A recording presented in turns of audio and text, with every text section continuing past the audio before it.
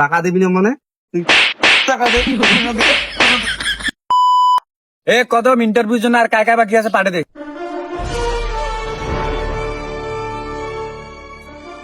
Sir আসসালামু আলাইকুম। Sir ভালো আছেন আপনি? ওয়ালাইকুম সালাম, আলহামদুলিল্লাহ ভালো আছি। তুমি কেমন আছো? স্যার আলহামদুলিল্লাহ আমি ভালো আছি। হ্যাঁ সাহেব।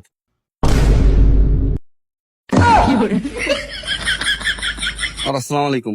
ওয়ালাইকুম সালাম। আচ্ছা, তোমাদেরকে কয়েকটা প্রশ্ন করব আমি। যদি প্রশ্নর সঠিক উত্তর দাও তোমরা, তাহলে তোমাদের চাকরি কিন্তু কনফার্ম করে দেবো। আচ্ছা ঠিক আছে স্যার। এই তুমি বলো তো, তুমি চাকরি কি জন্য করতে চাও?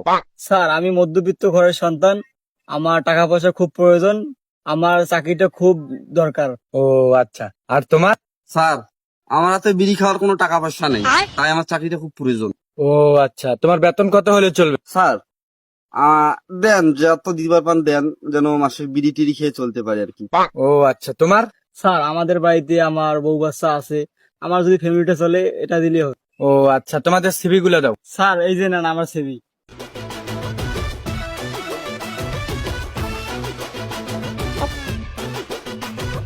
তোমার গুলো দাও।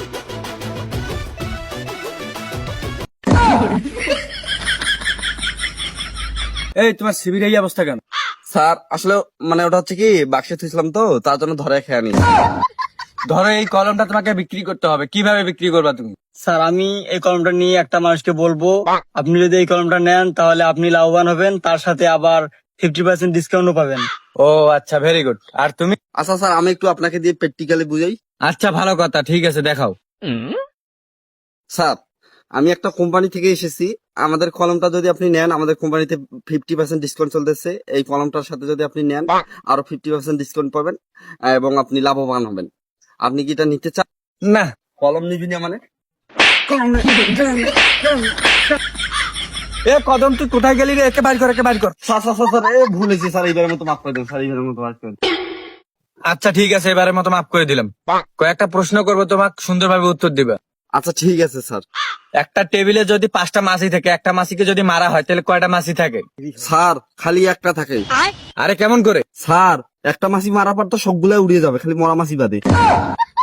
এ বাবা থাক, তোমার প্রশ্নের উত্তর দিবার লাগবে না। আচ্ছা তুমি বলো তো, আমাদের কোম্পানির টাকা পয়সা যদি কেউ মেরে দেয়, তা তুমি ওর কাছে টাকা পয়সা কিভাবে উঠাবে? স্যার প্রথমে আমরা ওনাকে বুঝাবো ভালোভাবে, যদি তারপর যদি উনি না বোঝে তাহলে এলাকার মান্যগণ্য ব্যক্তি মানে চেয়ারম্যান মেম্বার চেয়ারম্যান এগুলো আছে এদেরকে বলবো, তারপর যদি না মানে তাহলে আমরা আইনের আওতায় নেবো। ও আচ্ছা, ভালো কথা। আর তুমি কি করবা? স্যার ওকে আগে ভালোভাবে বলবো যে টাকা পয়সা গুলো নিছিস, টাকা পয়সা গুলো দিয়ে দে।